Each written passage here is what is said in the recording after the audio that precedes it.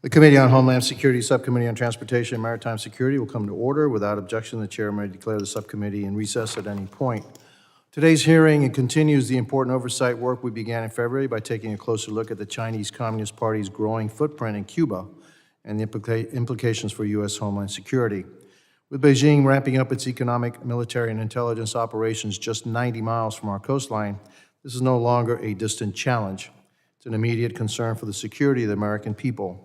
The United States must urgently understand the full extent of this threat, ensure that the Department of Homeland Security and its interagency partners are equipped to address it, and take a hard look at our broader strategic partner throughout the Caribbean and the Western Hemisphere. I now recognize myself for 5 minutes for an opening statement. Good morning. Today, the subcommittee convenes to examine an alarming threat developing just 90 miles off our coast. Mounting evidence suggests that the Chinese Communist Party is expanding its strategic partnership with the totalitarian communist regime in Cuba to build advanced surveillance infrastructure capable of targeting the United States. This collaboration represents one of the most brazen intelligence operations ever attempted near the American mainland and places our military operations, commercial activity, and communication squarely in the crosshairs of a hostile foreign power. Recent satellite imagery and open source analysis suggest the presence of several Chinese-funded signals and intelligence facilities across Cuba. The possibility that these sites are capable of monitoring U.S. military operations, commercial shipping, space launches, and sensitive communications is deeply troubling. Southeastern United States is home to some of the most critical assets in our nation's security infrastructure, from the Space Launch Center at Cape Canaveral to the headquarters of U.S. Southern Command in Miami. This region plays a critical role in our defense posture. This region includes my own district, which has long been on the front lines of threats emerging from the Cuban regime. If the Chinese government is in fact leveraging a growing partnership with Cuba to collect intelligence on our activities, that is a threat that we can no longer ignore. Cuba's government has a long history of working with foreign adversaries to undermine the United States. What we are potentially witnessing today is a new and dangerous phase of that cooperation that is fueled by Havana's economic desperation and Beijing's strategic ambition. The Cuban regime remains a state sponsor of terrorism, harbors fugitives from the U.S. justice system, and relentlessly suppresses the rights of its own people. Its growing reliance on foreign authoritarian powers like China only adds to the danger. Over the past several months, I've taken steps to raise alarms about the malign activities of the Communist government of Cuba. In March, I sent a letter to the Department of Homeland Security requesting an investigation into individuals in the United States suspected of links to Cuban intelligence and the Communist Party. These networks have long operated on U.S. soil and may now be intersecting with China's activities in the region. Shortly after, in April, I sent a letter to the Department of Treasury calling for a full suspension of U.S.-Cuba travel and remittances with appropriate humanitarian exceptions. We should not be funding a regime that turns around and opens its doors to our greatest adversaries. If reports of rising Chinese activity in Cuba are accurate, then it is no longer just a diplomatic issue. It is a direct security risk to the American people. This hearing is the first step in understanding the scope of this threat. Today, our witnesses will help us assess the potential scale of the threat and what measures the federal government should take to stay ahead of it. We need to be clear-eyed about the risks and both swift and unified in our response. The United States cannot afford to overlook the possibility that a hostile foreign power is working hand-in-hand with a communist dictatorship in Cuba to employ advanced surveillance capabilities on our doorstep. It is our responsibility to ensure that the homeland remains secure, and not just from what we can see, but from what may be gathering just out of sight. I want to thank our witnesses for appearing before the subcommittee. I look forward to a productive discussion on how the United States can counter the Chinese Communist Party and their suspected surveillance efforts in Cuba and prevent our adversaries from gaining a strategic foothold so close to our homeland. I now recognize the ranking member, the gentlewoman from New Jersey, Ms. McIver, for her opening statement. Good morning. Thank you, Chair. Thank you to our witnesses for joining us today. The threats posed by the People's Republic of China towards the United States require serious attention as China works aggressively to gain a foothold within the Caribbean. In Cuba, China has provided almost $8 billion in monetary incentives over the past 20 years, seeking to strengthen ties with the country just 90 miles from U.S. shores. China has invested heavily in Cuba's infrastructure, technology, communications, and biotechnology. Within the transportation and maritime sectors, Cuba has benefited from China's partnership by gaining security equipment for airports, seaports, and customs facilities. Newtek, Newtek Company, a Chinese state-owned company, has provided inspection technology to be installed throughout much of Cuba's transportation networks. The Department of Homeland Security has assessed that Newtek screening systems likely have deficiencies in detection capabilities, and China the Department of Homeland Security has assessed that Newtek screening systems likely have deficiencies in detection capabilities, and that China could potentially access the systems remotely to gather intelligence on shipping, manifests, and passenger information. In 2021, Cuba signed onto China's Belt and Road Initiative, and now China is further developing sites in Cuba to collect intelligence on the United States through monitoring of ship movements, emails, phone calls, and radio and satellite transmissions. The knowledge of these sites is not new, as U.S. security officials have confirmed awareness of their existence since at least the first Trump administration. The United States and our partners face tremendous challenges in responding to China's aggression. A solid partnership among the United States and Latin America allies aids in advancing U.S. interests in the region and strengthening our national security.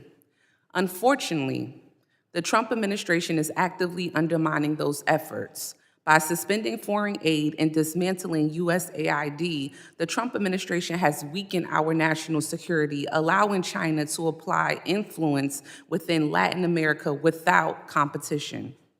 In year 2023, USAID dedicated $1.8 billion in funding to the Western Hemisphere, including funding to support independent Cuban media organizations providing objective, uncensored journalism. The dismantling of foreign aid programs benefits authoritarian governments like the Cuban regime by undermining groups working to advance human rights and democratic ideals. To make matters worse, President Trump has ceded significant power to an unelected billionaire in Elon Musk, whose deep ties with the PRC are cause for great concern. I am glad there is bipartisan agreement on the need to counter China's aggressive activities in Cuba and Latin America.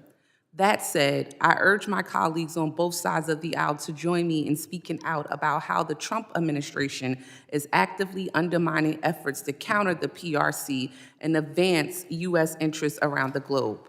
Thank you again for our witnesses joining us today. With that, I yield back. Thank you to the ranking member. Other members of the committee are reminded that opening statements may be submitted for the record. I'm pleased to hold a distinguished panel of witnesses before us today on this critical topic. I ask that our witnesses please rise and raise their right hand. Do you solemnly swear that the testimony you will give before the Committee on Homeland Security of the United States House of Representatives will be the truth, the whole truth, and nothing but the truth, so help you God? Let the record reflect that the witnesses have answered in the affirmative. Thank you, and please be seated.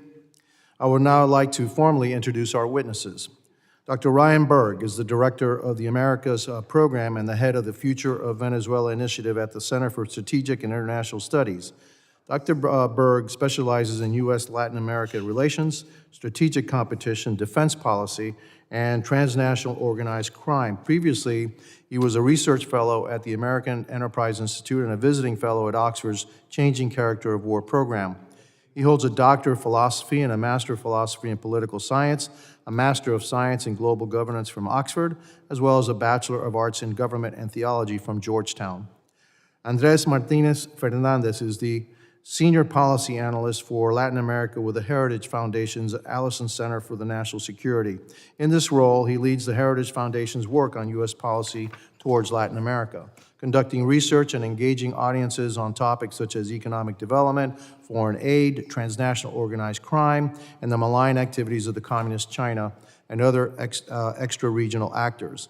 Before joining Heritage, Andrus was a leading analyst at a leading global market intelligence firm where he advised top executives from multinational companies on political and macroeconomic risks in Latin America. He received his master's degree in Latin American Studies and International Economics from Johns Hopkins School of Advanced International Studies, and his bachelor's degree is in history from Florida International University, a university which I represent. Leland Lazarus serves as Associate Director of National Security at Florida International University's Jack D. Gordon Institute of Public Policy. He's an expert on China, Latin American relations, and manages a team of researchers and interns that collect data and analysis on U.S. national security and governance in Latin America and the Caribbean. From 2021 to 2022, Leland served as a special assistant and speechwriter to the commander of U.S. Southern Command. Before that, Leland was a State Department Foreign Service officer, serving as Deputy Public Affairs Officer at the U.S. Embassy Barbados and the Eastern Caribbean, Consular Officer at the U.S. Consulate General in Shenyang, China, and Pickering Fellow at U.S. Embassy Beijing and at the China Desk in D.C. Fluent in both Mandarin and Spanish, he holds a Master of Arts in U.S.-China Foreign Policy from the Fletcher School of Law and Diplomacy, and a Bachelor of Arts in International Relations from Brown University. I want to thank each of our distinguished witnesses for being here today. I now recognize Dr. Berg for 5 minutes to summarize his opening statements. Thank you very much, Mr. Chairman, Ranking Member McIver, distinguished members of the subcommittee.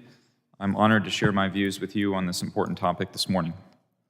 A mere 90 miles off our shores, the United States' most formidable 21st century competitor, the People's Republic of China, has found fertile soil to deploy its arsenal of espionage, digital surveillance, and maritime competition. In many ways, a moribund socialist system in Havana is Beijing's perfect partner for threatening the U.S. homeland, especially as a response to U.S. posture in the Indo-Pacific. Mr. Chairman, I'm going to focus my oral testimony on China's signals intelligence capabilities, while recognizing that the relationship between Beijing and Havana runs much deeper. I know my colleagues on this panel will cover other aspects of the relationship, maritime, telecommunications, and so on, which I'm happy, of course, to discuss in our question period. When Soviet influence diminished on the island following the end of the Cold War, eyes, ears, and antennas stayed. In many ways, China filled the void. On June 8, 2023, the Wall Street Journal first reported that Cuba hosted secret Chinese spy bases in return for billions of dollars for the Cuban regime. That same day, the Biden administration's Defense Department denied the Wall Street Journal's reporting, characterizing the report as, quote, inaccurate. 3 days later, however, the NSC spokesperson, John Kirby, reversed course and admitted to China's spy bases in Cuba, but said that its presence had existed since 2019 under the first Trump administration, implying that the Biden admin had inherited this challenge. Around the same time, reports surfaced that China was pursuing the construction of a military training base in Cuba. CSIS then published a groundbreaking report called Secret Signals, Decoding China's Intelligence Activities in Cuba. The CSIS team scoured the island using commercially available satellite imagery, identifying 4 likely sites for signals intelligence collection in that process. This was followed by a Wall Street Journal exclusive, confirming its earlier reporting on the spy stations. CSIS published another updated set of images in December 2024 and has tracked China's progress at these 4 sites. As part of this hearing, Mr. Chairman, we're pleased to release some updated imagery, and I think we have a slideshow here for you to see. As you can see on this first slide, Mr. Chairman, CSIS positively identified about 4 specific facilities as highly likely sites supporting Chinese intelligence operations targeting the U.S. 3 of these sites, Bejucal, Wahai, and Calabasar, are located around Havana. A 4th site, El Salao, is a previously unreported facility located on the opposite side of the island, just east of Santiago de Cuba. In response to reporting on the Cuba-China SIGINT nexus, high-level Cuban Communist Party officials either outright denied any relationship or attempted to disarm our criticism with humor. To coincide with this hearing, Mr. Chairman, we have some updated imagery that we can show you. Next slide, please. After the publication of our initial reports, construction progress at El Salao, the site by Santiago de Cuba, seems to have ceased, according to the image captures dated April 18th, 2025. If you can go to the next slide, please. The CDAA site appears to have been abandoned for the moment, as evidenced by hitherto well-trimmed and graded areas being taken over by grass. On the next slide, the PRC appears to be enhancing its SIGINT at a previously identified facility at Beijing. And on the next slide, you can see an antenna field from the original CSIS image captures. And on our last slide, Mr. Chairman, you can see the latest CSIS image captures shows those antennas have been removed to make way for a large CDAA site, very similar to the one that was originally visible at El Salao. The Beijing facility is very, very active, as evidenced by multiple image captures in this process. So as you can see, Mr. Chairman, our adversaries are at our doorstep. I want to use the rest of the time remaining to mention some brief recommendations for the committee to consider. First, I think classified briefing to every member of Congress should be given, given the significance of these developments to U.S. national security. Second, the U.S. should consider strategic declassification of images in its possession, given that El Salao appears to have been abandoned after the CSIS publication of its report. We may reasonably believe that transparency efforts and public criticism do have the potential to derail some of the PRC's ambitions. Third, develop and articulate red lines. It may be difficult to displace some of these existing facilities from the island, but the United States should be crystal clear that the permanent installation of offensive military capabilities in Cuba or the basing of PLA combat assets would be seen as a significant escalation and a red line for the United States. An inability to deter SIGINT facilities should not be interpreted by Havana as a green light for China. Fourth, I think we need to harden sensitive infrastructure against SIGINT collection by China. The CISA should spearhead an effort to review which companies and facilities in the area are most vulnerable to intelligence gathering operations. And lastly, Mr. Chairman, I think we need to enlist neighbors and allies. These facilities do not just snoop on the United States. CDAAs collect information omnidirectionally, meaning that other countries in the Caribbean, including those that Secretary of State Marco Rubio met on his recent successful trip to the Caribbean, are also implicated. With that, Mr. Chairman, I yield, and I look forward to the committee's questions. Thank you, Dr. Berg, and I recognize Mr. Martinez Fernandez for 5 minutes to summarize his opening statements. Thank you, Chairman Jimenez and Ranking Member McIver. I appreciate the invitation and apologize for my tardiness. My name is Andres Martinez. I run the Latin America portfolio at the Heritage Foundation. Since its inception, the Cuban dictatorship has repeatedly proven itself to be a willing partner and staging ground for anti-American extra-hemispheric powers. Today, Havana offers itself as a partner for a new patron, the Chinese Communist Party. Reporting by CSIS and other organizations have once again unmasked the malign nature of the Beijing-Havana nexus, particularly the growing footprint of Chinese intelligence gathering facilities in Cuba. China's accelerating espionage partnership with Cuba poses a major threat for U.S. and hemispheric security, bringing together Beijing's resources and technology with Havana's troubling capacity to penetrate U.S. agencies and security institutions. The growth of China's spying footprint in Cuba is also indicative of Beijing's broader malign presence in the Americas. While economic engagement has led the way for China's advance in much of Latin America and the Caribbean, Beijing's influence has spread quickly into the political, clandestine, and military spheres. China's broader influence has also allowed it to expand its regional intelligence gathering capacities beyond Cuba, including in democratic nations. Indeed, Beijing has even secured unusually sprawling embassies in the Caribbean, such as in Antigua and Bahamas and beyond, with sites that are widely considered to be active intelligence centers for China. In Argentina and elsewhere in South America, Beijing has also established deep space monitoring facilities with worrying military implications. China's strategic focus around dual use and critical infrastructure in the Americas highlights the intrinsic military and security nature of China's hemispheric encroachment. Chinese infrastructure projects across Latin America and the Caribbean offer Beijing crucial vectors for espionage and disruptive operations in and around the US. Control over ports and other infrastructure can even be leveraged to impede the movement of US warships, military resources, or directly target US assets and supply chains. Beijing's inroads in the Caribbean may be the most concerning aspect of its hemispheric encroachment. geographic proximity to the United States and around crucial U.S. maritime routes make the Caribbean of outsized strategic importance for the United States. China appears to recognize this strategic importance given the relative attention and engagement Beijing has given to the region, both economically and politically. As with Pacific Island nations, Beijing seeks to consolidate its influence over strategically important island chains in the Caribbean. The end goal of this effort is apparently counterbalancing the U.S. presence in Asia and empowering China to destabilize the U.S. through asymmetric means. As Beijing grows increasingly belligerent against Taiwan and U.S. forces in the Indo-Pacific, the U.S. must assume that China will operationalize its presence and influence in Latin America and the Caribbean against the United States. China's gains in the Caribbean and beyond pose an urgent challenge for U.S. national security. The Trump administration has clearly moved to confront the hemispheric vulnerability posed by China and its partnership with the communist dictatorship in Cuba, among other actors. Confronting these threats requires rallying pressure against Beijing and Havana while bolstering partnerships with regional democracies across economic, political, and security spheres.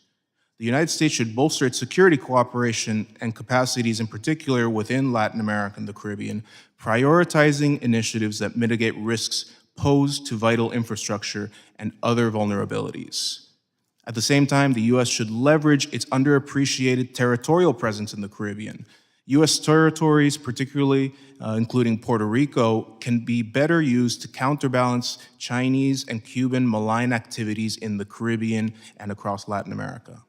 Bolstering the U.S. Coast Guard presence capacities in Puerto Rico, for example, will support U.S. security in the broader Caribbean region amid these growing threats.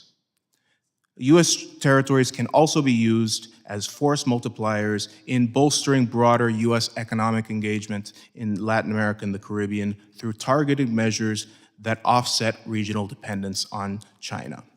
Thank you very much for the time, and I look forward to your questions. Thank you, Mr. Martinez-Fernandez. Now I recognize Mr. Lazarus for 5 minutes to summarize his opening statements. Chairman Jimenez, Ranking Member MacIver, and distinguished members of the subcommittee. Thank you for the privilege to speak today. My name is Leland Lazarus. I'm the Associate Director of Florida International University's Gordon Institute for Public Policy and non-resident fellow at the Atlantic Council's Global China Hub. I come to you today not just as a researcher, but as someone who has observed this threat evolve firsthand. First, from my time as a Fulbright scholar, studying the Chinese diaspora in Panama, to serving as a State Department Foreign Service officer in China and the Caribbean, to serving as a special assistant and speechwriter to 2 combatant commanders at U.S. Southern Command.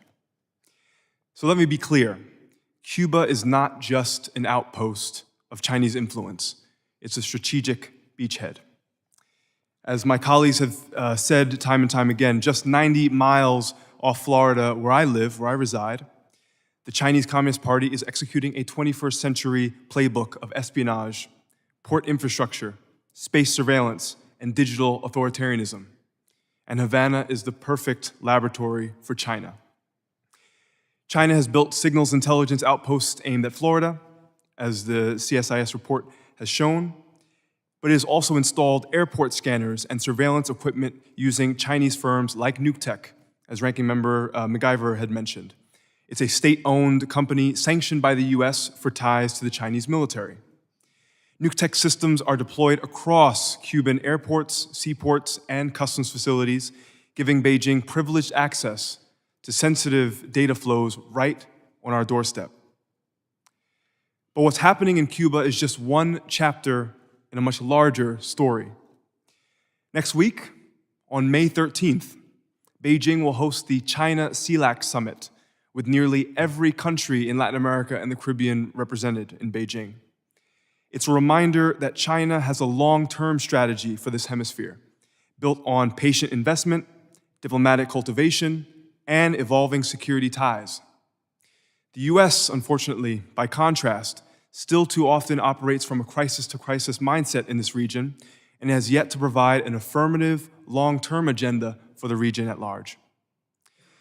The Chinese military and military scholars call countries like Cuba strategic support points, or 战略支点in Mandarin, to sustain their far seas naval posture.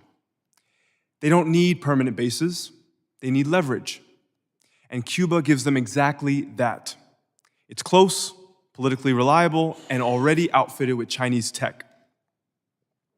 When the US sends warships through the Taiwan Straits, Chinese academics now reply with references to their own right to operate near Florida. That's strategic reciprocity, Beijing style. You touch our waters, we have the right to touch yours.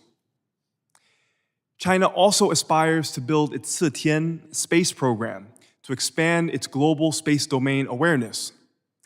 But space is also crucial for signals intelligence, and Cuba is a prime location for China to target the US. That's why we at Florida International University has created the Chinese Activities in Latin America dashboard in order to track and expose China's moves in almost real time. It maps everything, and I mean everything, from dual-use ports and signals intelligence listening stations to companies like NukeTech that quietly expand China's operational footprint across the region. Our dashboard that we built is really built for you all, US policymakers, to make the best decisions about our greatest strategic competitor. But it's also a warning. China's not just coming to Latin America and the Caribbean.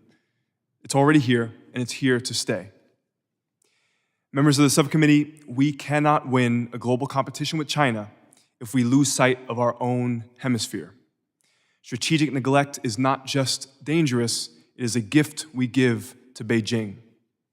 We must meet this challenge together with our allies and partners to make America and the Americas safer, stronger, and more prosperous. Thank you, and I look forward to your questions.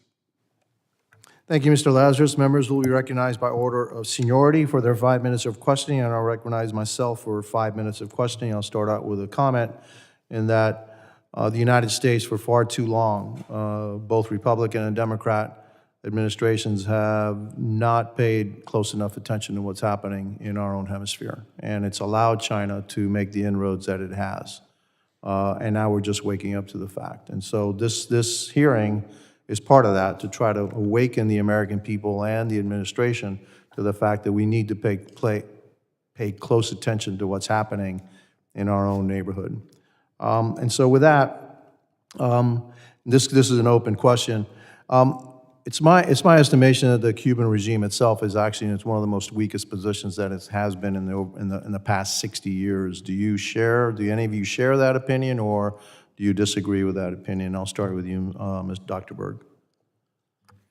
Thanks for the question, Chairman. I do share that opinion. I think the Cuban regime is incredibly weak at this point in time, and we've seen that not just in protests from the island, but in rolling blackouts that occur seemingly on a monthly basis, sometimes weekly basis, Mr. Chairman. Mr. Fernandez. Yes, I agree. I think economically, politically as well, the Cuban regime is in a period of vulnerability. I think also increasingly hemispheric as well as U.S. Political consensus is moving towards a recognition of the malign nature of the Cuban dictatorship, as past attempts, however, poorly conceived at engagement, as we have seen from the U.S., have fallen flatly and been rebuffed, and the Cuban dictatorship has, at the same time, again, as we have discussed, acted as an active partner for enemies of the United States within our hemisphere. Mr. Lazarus, do you share that opinion that the Cuban regime is at one of the weakest points in the last 60 years? Sir, I'd absolutely agree. Inflation is almost 30% for the Cuban regime. There's been an increased outflow of refugees coming out of Cuba, and there's been an increase in Cuban officials traveling to Beijing, trying to get more investment. I understand that now China is Cuba's either largest or second largest trading partner, accounting for roughly 30% of Cuba's imports and exports. So I think that Cuba's decreasing economic situation is allowing it to become even more and more dependent economically and increasingly security and political standpoint on China. No, I'd like to discuss you off with the three of you offline and how we can accelerate Cuba dictatorship, their demise, so we can turn Cuba from a platform and a base for China and make it actually a friend of the United States. And I think we're close to that. I also think that Cuba is the head of the snake. When we talk about all the unrest that's happening in our hemisphere in Venezuela, Nicaragua, Cuba's the head of the snake. And we need to do everything in our power to set the Cuban people free, but also turn Cuba from an enemy into a friend. Now, let's talk about Cuba and the threat and the Chinese threat in Cuba. The Russians have been operating there for years, decades. Are the Chinese supplanting the Russians, or are they adding to the Russian threat? I'm happy to take that, Mr. Chairman. I think that they're both supplanting but also adding to. There's still a residual Russian presence, of course, in Cuba. We saw last year at the tail end of the Biden administration how the Russians sailed a vessel through the Florida Strait, ported both in Cuba and in Havana. Importantly, before porting in Cuba, displayed one of its Zircon hypersonic missiles in the Atlantic. But I would say in terms of the presence, Mr. Chairman, the Chinese have supplanted them in terms of the more important partner. And quite literally, some of these sites that we've showed were former Russian sites that are now occupied, we believe, by the Chinese. And they've added to the capabilities, more modern infrastructure, et cetera. That's correct. Okay, and so maybe some of my colleagues would be surprised to know that not only is it Russia and China, but also Iran is here, and North Korea is also here, and so we need to also stand up to those threats. The training range that's just outside of Florida, it's the largest training range that we have. It's the only training range that actually can simulate battle in the Taiwan Straits. What kind of a threat do these facilities pose to those ranges, and what kind of intelligence could the Chinese get from surveying those ranges in relation to our tactics, et cetera, of how we may operate in the Taiwan Straits?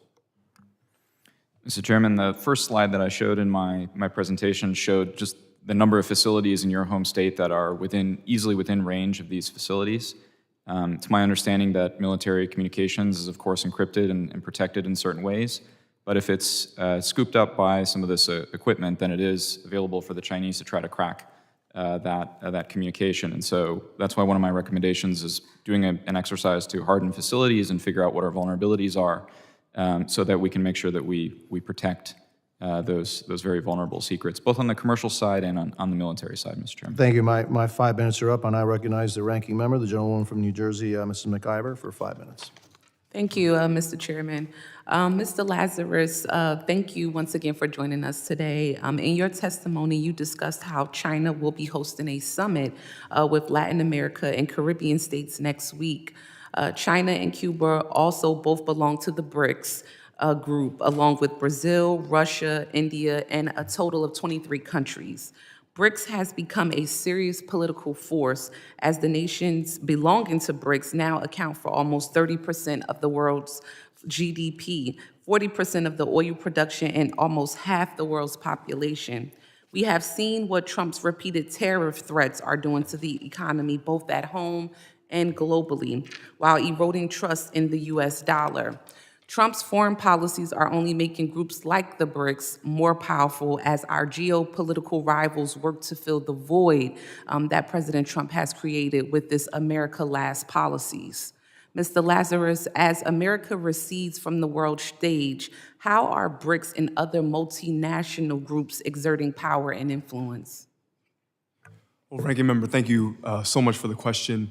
You're absolutely right. I mean, Brazil, Russia, India, China, South Africa, when taken together, they represent more than 30% of global GDP. And they've really been using this multilateral institution in order to create alternative financial institutions to the Western-built ones built right after World War II. So you think the New Development Bank or the BRICS Bank that could fund various projects in the developing world. There's talk about them creating a BRICS currency that could mean that they can settle trade accounts not using the US dollar, which could potentially weaken the US dollar's dominance in the globe. But it goes to a larger narrative that the Chinese and our other adversaries try to use in the global south, which is that the United States doesn't necessarily care about the Global South. All they care about is realist ideology, especially in this region in Latin America and the Caribbean. There is this narrative that the Chinese try to say, which is that the United States only wants to impose the Monroe Doctrine 2.0. And I am concerned that certain things, certain policies could really allow the Chinese to continue to spread that narrative in Latin America and the Caribbean. Thank you for that. Just to follow up, in your opinion, do you think China ultimately stands to benefit from the pause in foreign aid underneath the Trump administration? Well, we're seeing already on a global scale that China has already stepped up its foreign aid in countries like Cambodia, Nepal. As I mentioned, next week they're going to be hosting the fourth ministerial of the China-CELAC summit. And I expect that after that summit, there's going to be a joint action plan between China and CELAC on China increasing exports of renewable energy and electric vehicles and solar panels. And again, it's another way for China to project itself as a reliable partner at a time where other countries are perceiving potentially the U.S. as tariffing other countries. And it's also a way for China to project itself as the defender of globalization and free trade going forward. That is a concern.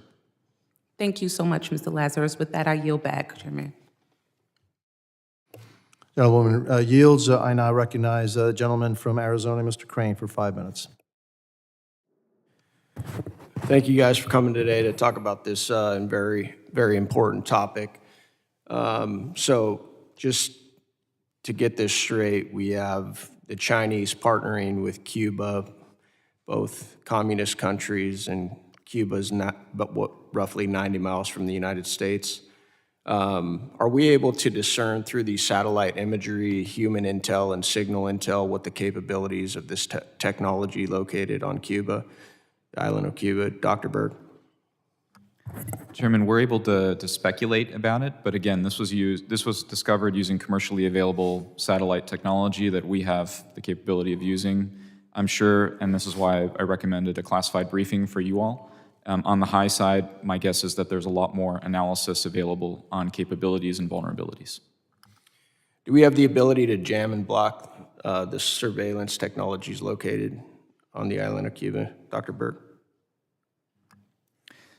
Congressman, it's my understanding that we do have some of that capability. I'm not sure if it is being deployed. And also, as I mentioned, some of the communications that are sensitive in nature are also encrypted, but I'm happy to talk to you sort of offline or answer questions further after this hearing about those types of capabilities. Thank you. Mr. Lazarus, you mentioned that the Chinese could use these bases to project digital authoritarianism. I believe that was the word you used. Can you expand on that? Absolutely, Congressman. Well, first and foremost, Huawei and ZTE provide the digital backbone for ETEXA, the Cuban telecommunications company. We saw in July of 2021, when there was the large, massive protests in Cuba against the regime, that the regime was able to really shut down the protesters' communications so that they couldn't necessarily collaborate with each other as easily as they otherwise would. And our assessment was that they were able to rely on the technology of Huawei and ZTE in order to shut that down. There's also, again, the idea of nuke tech being in various seaports, airports in Cuba. And nuke tech is a state-owned enterprise. It is a subsidiary of Tsinghua University's Tongfang, which China's National Nuclear Corporation has a 21% stake in new tech, and it provides all kinds of port scanning equipment. And the concern is that all the kind of information, whether it be biometric, whether it be commercial, whether it be sensitive data about supply chain routes and cargo flows, all that information can go back to Beijing, and that would constitute a national security threat for the United States. Thank you. Dr. Berg, is it true that a Chinese national was arrested in January of this year in Miami's airport for conducting espionage activities? Congressman, I'll have to get back to you on that. I'm not aware of that, that particular event. Yeah, I'd like to enter this into the record, Mr. Chairman. This is an article, Chinese national targeted in federal spy investigation arrested at Miami International Airport. According to the article, he had transmitted 47 pages. There were schematics, graphs, diagrams related to nuclear weapons. Mr. Lazarus, I want to come back Without objection. Thank you, sir. Mr. Lazarus, I want to come back to you. Do you believe that the Chinese are engaged in unrestricted warfare with the United States, i.e. economic warfare, attacks on critical infrastructure, espionage, IP theft, et cetera? Congressman, we've seen evidence time and time again, whether it be the FBI under former Director Christopher Wray, talking about how China-based hackers, whether it be Salt Typhoon, Vault Typhoon, have infiltrated critical infrastructure throughout the United States. And that would, of course, be a national security concern, and that they are potentially pre-positioning if there is ever a conflict with the United States, say over the Straits of Taiwan or the South China Sea, that the Chinese could retaliate by shutting down some of that critical infrastructure. The concern is that many of the same tactics, some of the same companies that are concerned here in the United States are also operating in Latin America and the Caribbean. Thank you. I yield back. Gentleman yields back, and I recognize the gentleman from New York, Mr. Kennedy. Sorry, he left. Okay, and I recognize the gentleman from Louisiana, Mr. Carter. Thank you, Mr. Chairman, and thank our witnesses for being here today. I'm deeply concerned about the long-term consequences of the Trump-Musk administration's systemic dismantling of USAID, foreign aid, and other international development programs, actions that have significantly weakened America's global influence, especially on our own hemisphere. In the past several months, critical U.S. investments in diplomacy and development have been slashed, frozen, or redirected to serve narrow political goals. This isn't just bad policy. It was a strategic mistake that has had real consequences on our national security and regional stability. In Latin America, these decisions have been nothing short of a gift to authoritarian regimes in Cuba, Venezuela, and Nicaragua. By retreating from our role as a champion of democracy and development, we left a vacuum that autocrats have rushed to fill. With China taking the lead, instead of supporting reformers and pro-democratic movements, we left them under-resourced and isolated, while despots like Nicolas Maduro tightened their grip. Foreign aid is not a charity. It's a wise investment in stability, security, and American values. When we help communities thrive and support democratic institutions, we make it harder for authoritarianism, corruption, and extremism to take root. Cutting these programs undermines regional security and contributes to the very conditions, violence, poverty, and political repression that drive migration to our southern border. Rebuilding USAID and reaffirming our commitment to global development is not just morally right, it's strategically necessary. America must lead again, not just with the might of our military, but with the strength of our values and the reach of our engagement.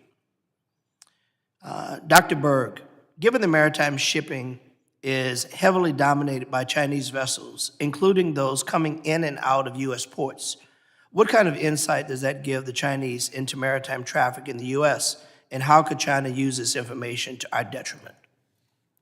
Thanks for the question, Congressman. I think we've seen multiple instances in which the Chinese have used ports as dual-use infrastructure, not just to have the PLA Navy make port calls in some of the deep water ports, but all of that data, that information that is contained in a port is important for the Chinese. The comings and goings of ships, cargo manifests, with what frequency. This is all very important if we're talking about building safe and secure supply chains as well. I had the privilege of being before this committee in February when we were talking about the very issue of ports, and this issue also came up then, specifically with reference to the Panama Canal, the two Hong Kong-based ports that are at the strategic approaches to the canal, also a critical issue, Congressman. In your testimony, you recommended enlisting neighbors like Bahamas, Dominican Republic, and Jamaica to combat intelligence gathering from China and Cuba. How can federal international development system programs help achieve this goal? Congressman, I would advocate that we build on Secretary of State Rubio's very successful visit to the Caribbean in recent weeks. I think it's important that the Secretary of State has already taken 2 trips to the region in just over 2.5 months of his time in office. And I think those countries, once made aware of the extent of Cuba's espionage activities and therefore their vulnerabilities, will be quite willing to partner with us. It's in their interest, just as it's in ours, not to have Cuba snooping on their signals intelligence. Thank you. Mr. Lazarus, how can China use its investments in Cuba to disrupt shipping routes that lead to major U.S. ports, like the Port of New Orleans or the Port of Southeast Louisiana in my home state? Well, I understand that those 2 ports in the United States represent about 20%, a little more than 20% of cargo entering to the U.S.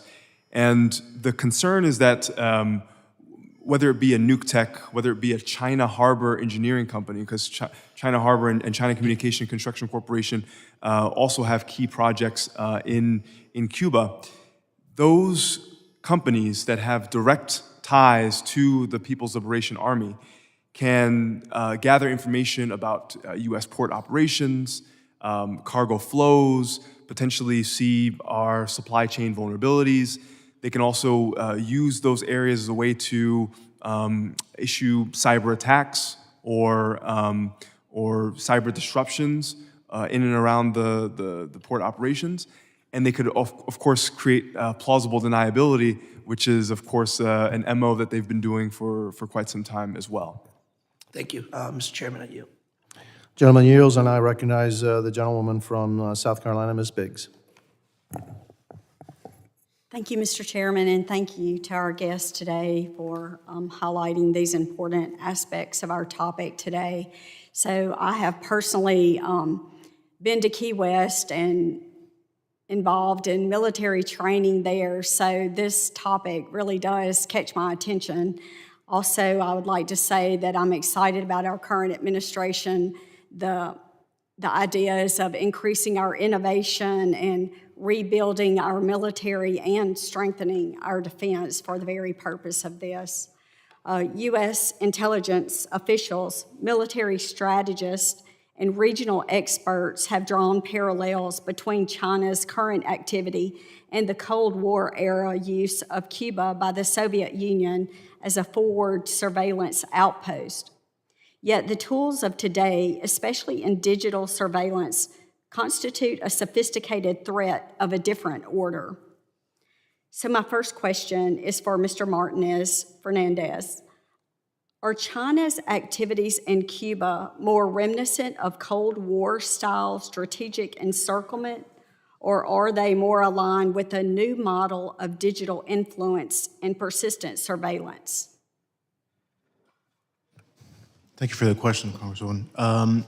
I think that there are many aspects of China's engagement in Cuba that are reminiscent of the Cold War era engagement by the Soviet Union. And they align primarily with, or often with, military and geostrategic aims for those reasons. I think, certainly we're seeing an increased leveraging of modern technologies as well as the more deep economic ties that China has globally as compared to maybe the Soviet Union as part of what's being leveraged in Latin America and the Caribbean and with Cuba to create this kind of broader surveillance and operational infrastructure for China.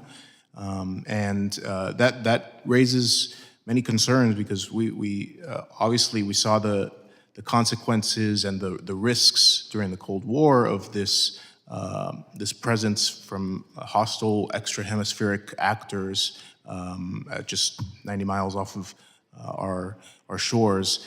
And we're seeing that, I think, at a new level, as I said, because of these new and in some ways expanded capacities that the Chinese government can employ because of its resources, because of its capacities.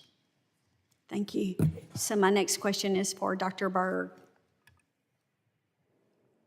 Could China's posture in Cuba serve as a springboard for influencing or disrupting U.S. diplomatic or military efforts outside the region, such as in the Indo-Pacific? Congresswoman, thank you for the question. I think it's critical.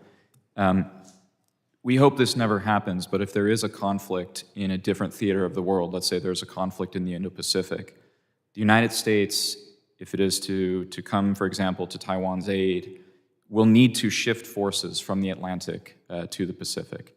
China's ability to disrupt that process could be done through its activities in Cuba, or as we heard at the February hearing of this very committee, through some of those controls of the ports at the strategic approaches to the Panama Canal. There are multiple important critical kind of choke points in this hemisphere that would be a part of that surge, that transition of forces from the Atlantic to the Pacific theaters, where China's presence in the Caribbean, as my colleagues have pointed out, would be incredibly important.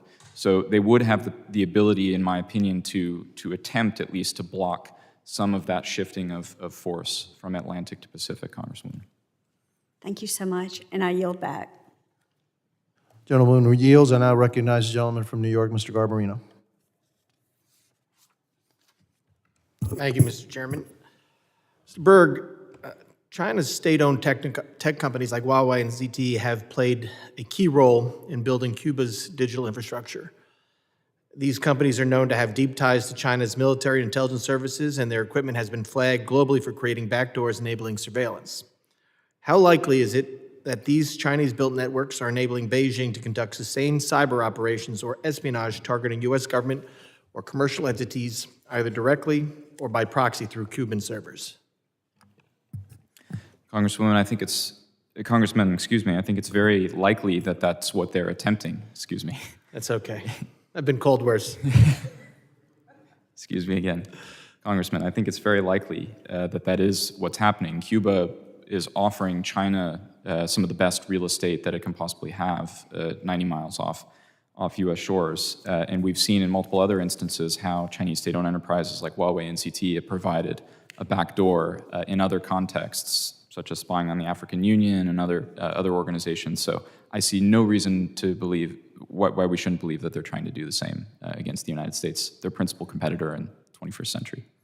Has there been credible analysis or confirmation that Chinese intelligence has used Huawei or ZTE-connected infrastructure in Cuba to intercept sensitive U.S. communications or conduct cyber? I mean, we believe they are, but has there been any analysis or confirmation? Congressman, not on the open source side. What we've collected here is the facilities that we think are likely the Chinese are using, and we've done this in conjunction with some of the public reporting that's been done. In fact, drawing back to your previous question on Huawei and ZTE, Politico and Wall Street Journal, the two who were first to report on this, felt that there was a high degree of confidence that some of these facilities were in fact being used by the PRC because our intelligence agencies, again, this is reported in the open source, were tracking individuals from Huawei and ZTE coming and going at some of these facilities. But I think the answer to your question is more likely to be found on the high side, which is again why I've recommended in my testimony that all members of Congress should be able to get access to a classified briefing on this topic. Thank you very much. Mr. Martinez Fernandez, the deeper China's tech infrastructure is embedded in Cuban society, the harder it becomes to unwind. I mean, that's true for anywhere. I mean, just look at London. Huawei technologies all over London. So this creates a long-term dependency that goes far beyond hardware itself. What strategic leverage does China gain over Cuba by controlling the architecture of its digital ecosystem? Thank you for the question. I think it's crucial, and it's a central part of China's strategy. In Cuba, there's I think a more willing partner that doesn't necessarily require this the same level of active pressuring or malign influence, but certainly building up capacities over critical infrastructure such as telecommunications for China puts countries like Cuba and democratic nations across the Americas at a significant dependence on the Chinese Communist Party. And that's the kind of thing that I think is a significant vulnerability, particularly in the case of conflict, but as we move, we've seen elsewhere the realm of economic and infrastructure capacities and influence being leveraged beyond that sphere into going into the political, into the even the military, where this capacity is then used to push governments to make decisions that are more favorable to the Chinese Communist Party. So it does create significant questions, particularly for the longer term, if we are blessed with seeing a shift in Cuba as far as a return to democracy. These will be challenges that a future Cuban government will have to confront.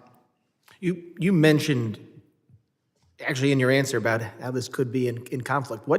How could they leverage these vulnerabilities in a regional conflict or confrontation involving the U.S.? Well, I think as far as telecommunications, this feeds into the presence in telecommunication infrastructure, and this feeds into a broader intelligence capacity for China, which is substantial, as we've discussed, going into signals intelligence, even into deep space monitoring.